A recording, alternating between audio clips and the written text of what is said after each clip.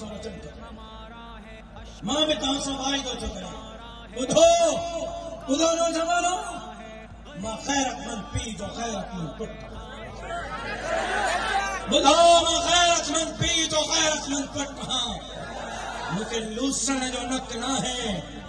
मां वचन थो कयां वाइदो थो कयां हिकु दफ़ो मुझे जमात ते एतमाद कयो सिंध जे इंच इंच जी चौकीदारी कंदासीं हिकु इंच सिंध जो कंहिं धारे खे खपाए न ॾींदासीं मां तव्हां सां वचन थो कयां हिकु दफ़ो मुझे जमात ते एतमाद कयो